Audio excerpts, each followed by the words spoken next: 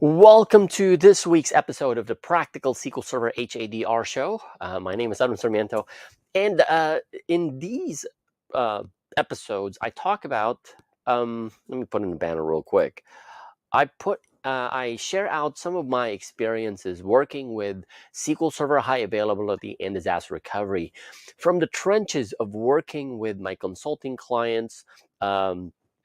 DBAs and admins that I've worked with, and share with you some of the things that I've learned, not just from them, but also from my own personal experiences on what makes a high availability and disaster recovery solution practical. And I'm not just talking about things where we're talking about licensing costs, but also implementation and maintenance costs down the road.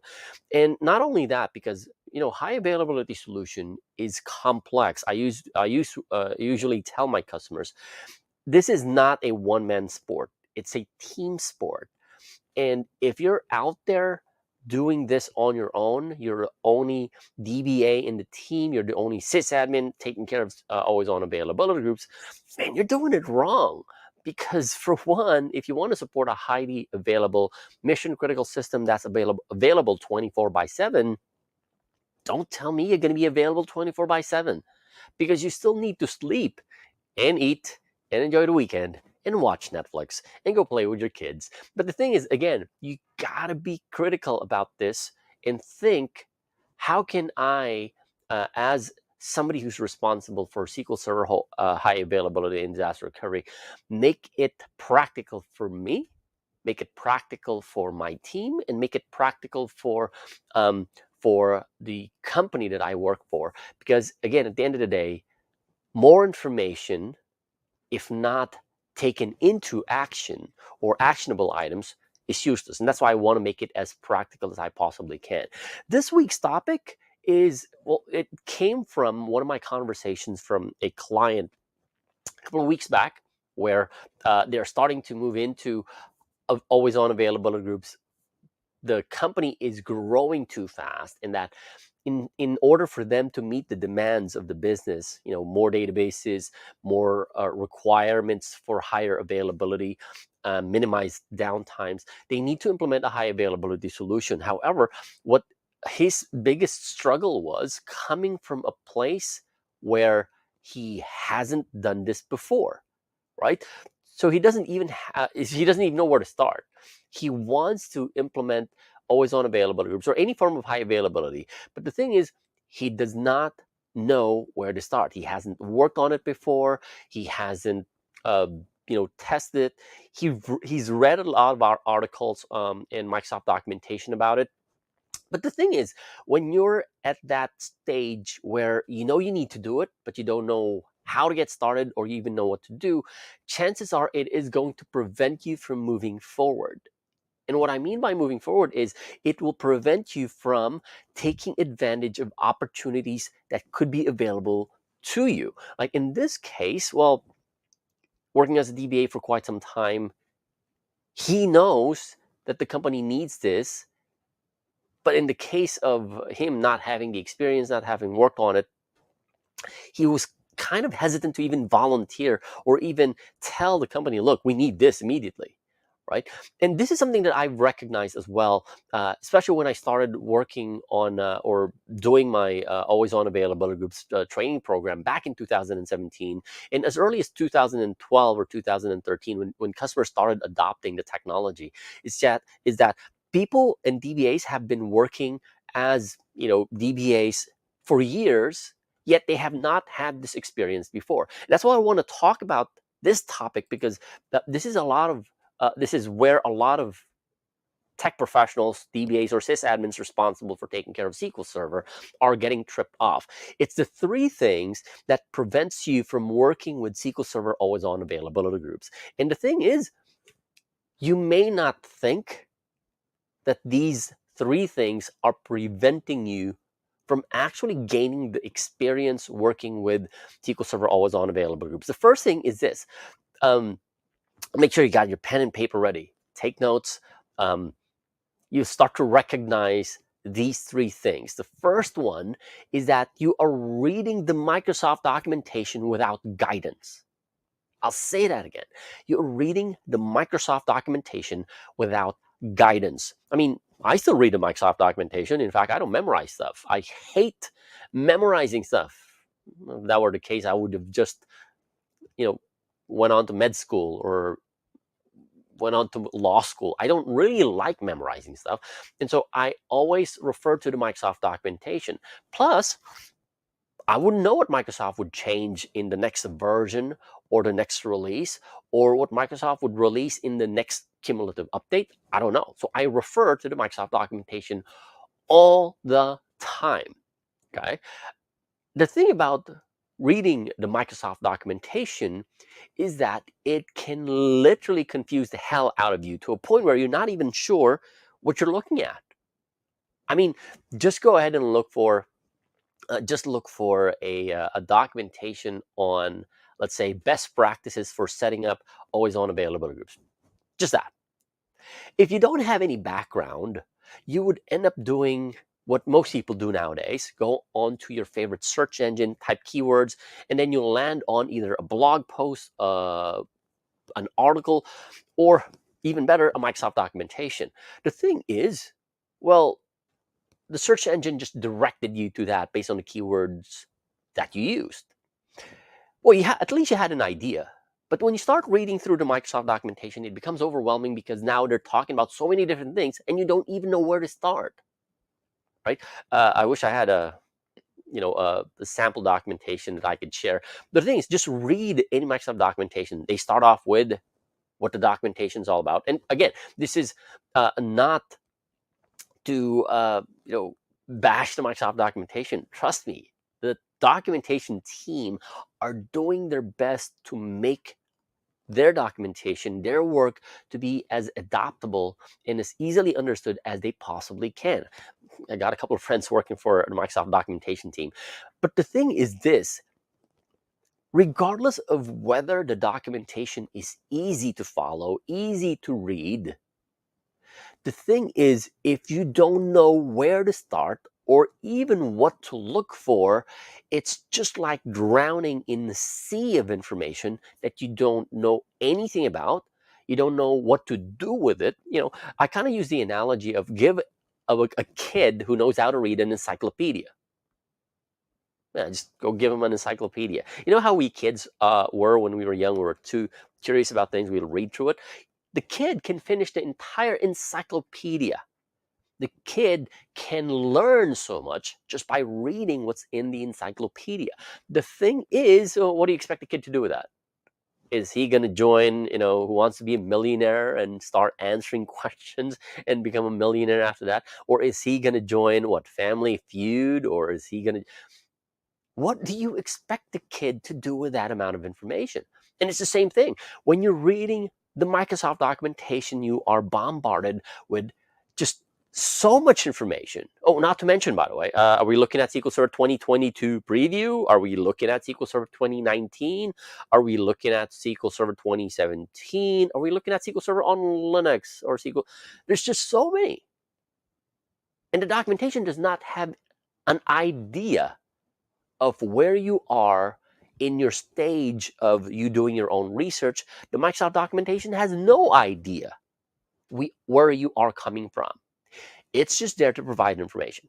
Okay, that's the thing. When you start reading the Microsoft documentation without guidance, it just overwhelms you with so much information that you don't know where to start even and what to do with that kind of information. It's different from when I tell somebody, go read this KB article that talks about how you need to exclude your data files and log files or SQL Server database files from the antivirus. Totally different, because now you're simply following my guidance that tells you, in order for your antivirus not to lock those database files, you got to follow these instructions, right? Versus if you're simply reading that KB article and like, okay, so what? Right? You may have known something, you may have increased knowledge, but unless you're taking action on that information, it's useless. I kind of, we were having that conversation online about, with this massive amount of information, People think and start to believe that they know more. Sure, you know more, but the real test of how much you know is when you can actually do something about it, right?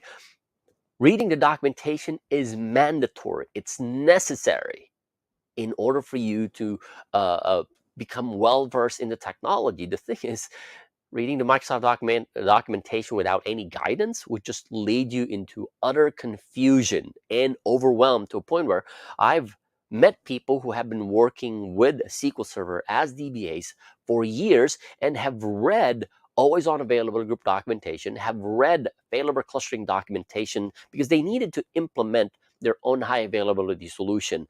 But 6 months down the road, a year and a half down the road, they're still reading documentation and they haven't done anything yet. Big difference, right? So that's the first one. You may be stuck in a stage where you're reading documentation, but it's just overwhelming and you still don't know where to start and you're still confused. That's the first one. The second one is waiting for opportunities to get on a project or work on a project instead of creating those opportunities. Most of the time when I talk to SQL Server DBAs or sysadmins, and my curiosity would always lead me to asking, so have you worked with always on availability groups before? They would say, not really, or I was given a ticket to work on this, but I've never built one from scratch, or I've never really done any major troubleshooting. They just asked me to add a login to SQL Server and have that login be an owner of a database that's part of an always on availability group.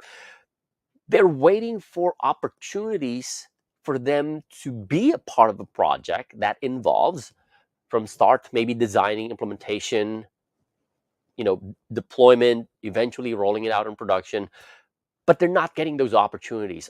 A lot of them would come from environments where, well, we have a managed services provider. They're taking care of our databases. Most of the work is being done by them. I don't get the opportunity to do much, right? Some of them come from the environment where, well, everything's standalone instance. We haven't really done much. And, my boss, my manager, our CEO does not think that we need high availability. And that's why I haven't even had an opportunity to work with always on availability groups, right? The thing about this is when you simply wait for opportunities, they're never going to come, right? It's either you're in the wrong job, you're in the wrong environment, you're in the wrong company, it's all wrong, right? And yeah, wrong, right?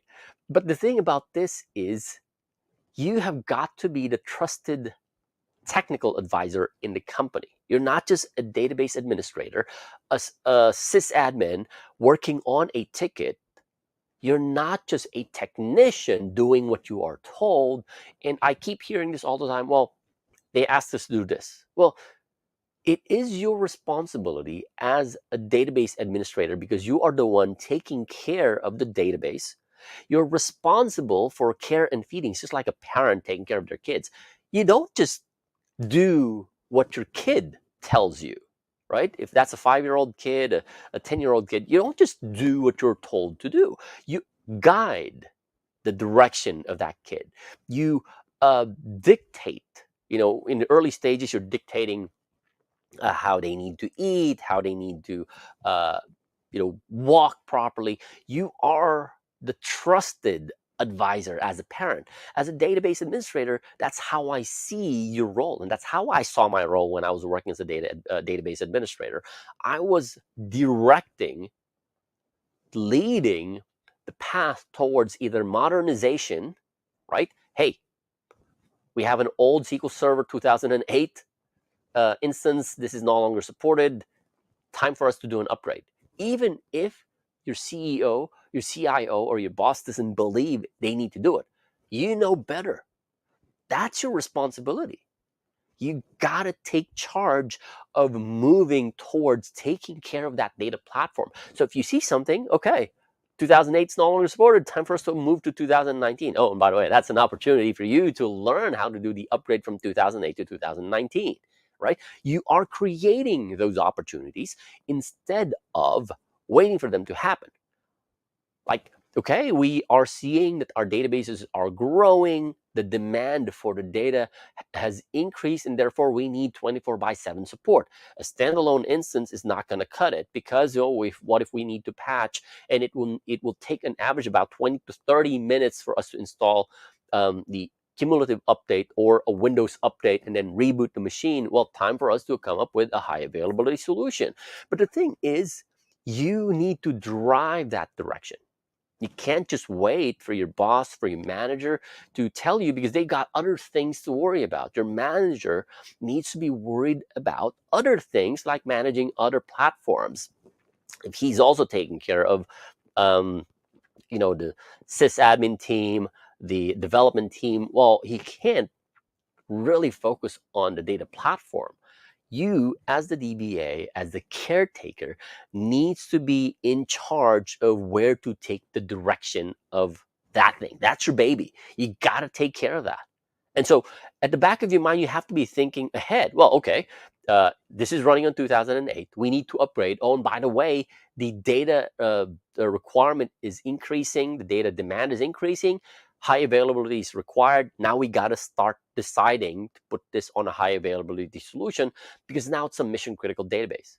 It's not like, okay, we can take care of this, take it down for like 4 hours. No, you have got to take charge. As the trusted advisor, you are responsible for leading the way towards modernization, right? Towards um, meeting those requirements. And that's the second mistake, the second thing um, preventing DBAs and sysadmins from working with always on, or having that experience working with availability groups, because they're just waiting for the next project. What if that project never comes? You don't know. And sometimes I hear people talk about, okay, yeah, maybe the company might grow, or no. The thing is, you already see it. You're there on the trenches day in and day out. You see the data. You're collecting metrics about the data increase, the database size increase, and the demand for higher availability. You need to make those decisions based on the information that you get from the trenches. Not wait until somebody or a project manager says, "Hey, we're moving this database to an always-on availability. Do you want in?" Right? That's not. Well, I want to say it will happen, but when? And until that time happens, you are never going to have any experience working with always-on availability groups. Now, I know you might be thinking, okay, I know I really need to get that experience. I know I need to work on building the skills so that when the time comes, I'm ready for it. I have the skills, I've got all that I need. But how do I do it? How can I make that possible? It's kind of like a chicken and egg thing, where how do I get the experience if I don't have the opportunity to get the experience? But then when that experience comes, how do I even get that experience if I don't even have that experience? I kind of use the analogy that when people come to Canada and they're applying for a job, the the the companies are asking for Canadian experience. But how can you get Canadian experience when you're just a new immigrant and have not worked with any Canadian companies yet, because they're looking for Canadian experience? And again, it's a chicken and egg thing, right? I know you might be asking that, and that's the third thing that's preventing people from working with always on available groups, and that is they do not have their own lab environment. They don't have their own lab environment. A question that I typically ask, especially with those people who are part of the support team maintaining the always on availability groups, is that, so do you have a test environment where you can test this on? No, we only have it in production. Our tech team has not provided us with the test environment for us to work on this, and so we gotta have to do it in production. The joke that we almost always hear: oh, we test things in production, right? And just like, item number two, waiting for opportunities, well, the finance director has other things in mind when it comes to spending the budget on, so they're probably not going to prioritize coming up with a test environment. So Again, waiting for opportunities for them to give you a test environment just for you to learn and have the skills to deploy, design, maintain an always on available group. Never going to happen. So what do? You create your own lab environment. Now, the common misconception that I hear people talk about this, because when you look at a high availability solution, you need at least 4 servers. You got your domain controller, right? The traditional way of doing failover clustering. You got 2 servers for your failover cluster. That's 3 servers now, and a file share witness if you're simply working with standalone instances in an availability group. So that's a total of 4. Some people would put the file share witness on a domain controller. That's fine. Again, just for learning purposes, not doing it in production. So that's a minimum of 3. And so people are thinking, how can I do that? I don't have servers lying around. And that is why you need to build your own lab environment. And it doesn't have to be fancy. I mean, I'm looking at a very old HPE DL380G7 at this point. It's sitting right here in my basement. But that's not something that I use on a daily basis because, for one, I don't want to power it up, power down. It doesn't have to be powerful. I am using a 5. Man, this thing's old. The 5-year-old refurbished Dell Latitude E7380, which does not even support TPM, so I cannot literally upgrade to Windows 11 at this point. But I have something that works. I have something that I can use to create an environment that emulates production, right? Some people would say, hey, so how do I do all of these? For one, we're not going to be testing performance. I mean, I started out working on high availability solutions more than a decade ago, well, almost 50, when I was given a very old Acer Aspire laptop with 4 gigs of RAM. That's it. It's slow. I mean, I can't complain. It's slow, but what can I do? That's the only thing I have.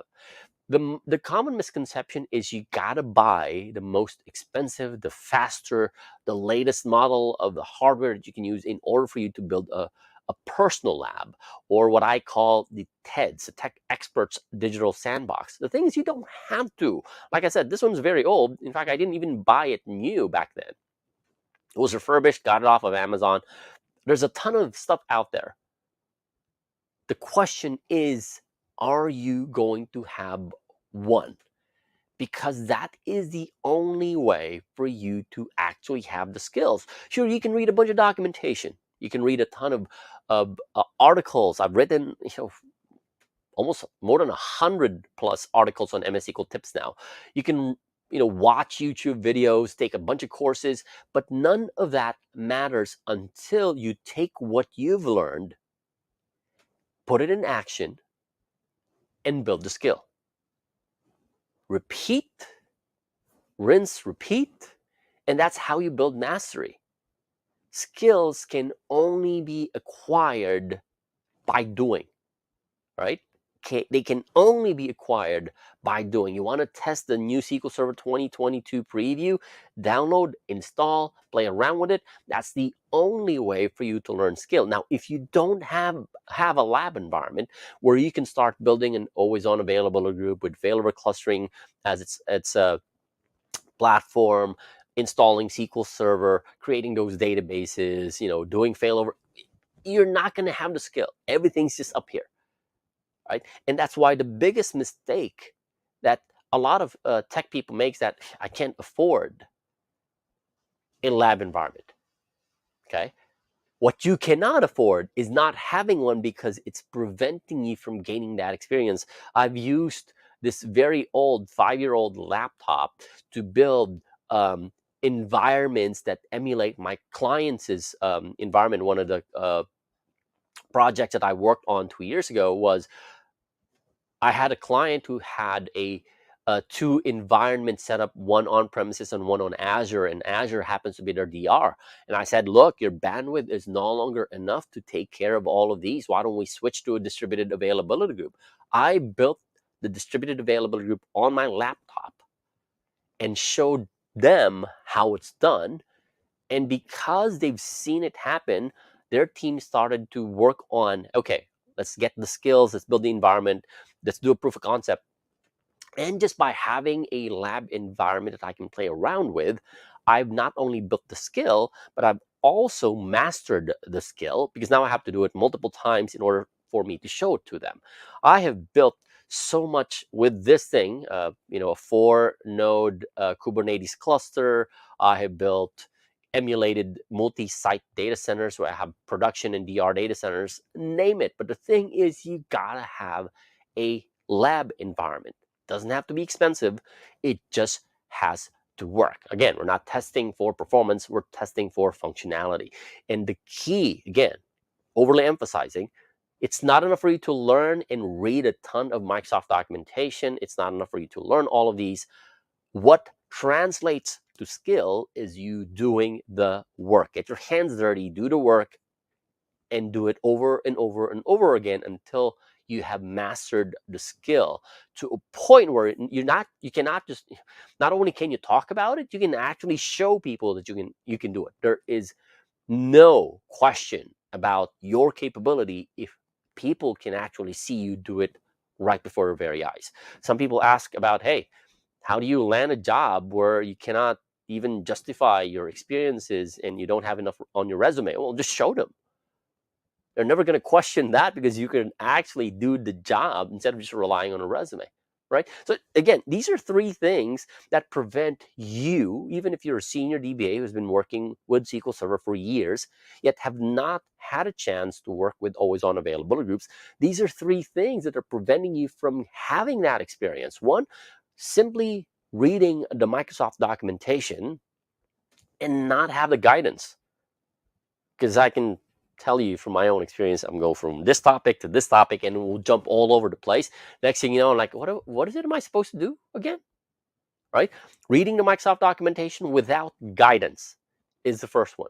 The second one is waiting for opportunities to get on a project or to be on a project involving always on available groups instead of creating those opportunities, like waiting if the CIO decides or the CTO decides, hey, we need to put this thing on an availability group. Well, I don't even know if the CIO or the CTO understands or even is aware of what an always on availability group is. Waiting for the app team to dictate that you got to take charge because you are the trusted technical advisor. You need to be making those calls, not them. Besides, you know better. You're in the trenches day in and day out. You're seeing the metrics, you're seeing the usage, your performance, your monitoring tools are hopefully you have your monitoring tool. They're telling you exactly what is happening, and if you can already see that the database platform needs to be in a high availability solution, that's going to be your call. Your call, right? Not the manager, not the boss, not the CTO, not the CIO, not the CEO. You need to guide them.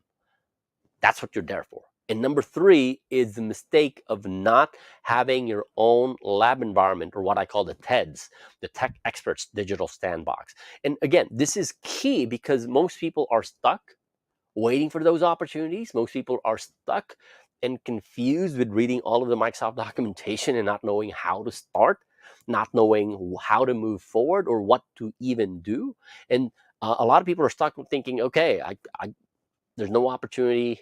I cannot do this. I don't have a lab environment. Again, this laptop that I'm using right now has been with me for 5 years. It's not even brand new when I bought it. It's my daily work machine and I use it. You can decide whether or not you want to have the experience, have the skill working with an availability group without waiting for an opportunity to come. And this is exactly what my clients have been doing for the past 5 years.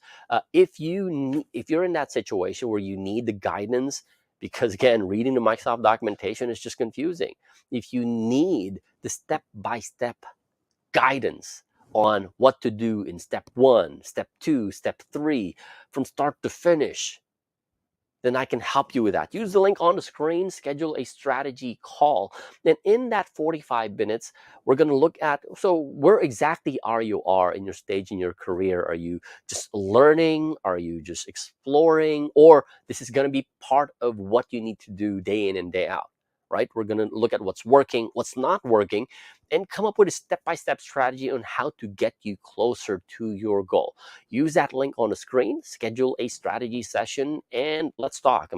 Again, it's gonna be the best 45 minutes of you've ever invested in your career. All right, that's about it for this week's episode of the Practical SQL Server HADR show. Tune in again next week. Hopefully my entire setup works and not have some issues like audio issues the last time. Join in again in the next episode. If you were watching on YouTube, make sure that you subscribe on the channel.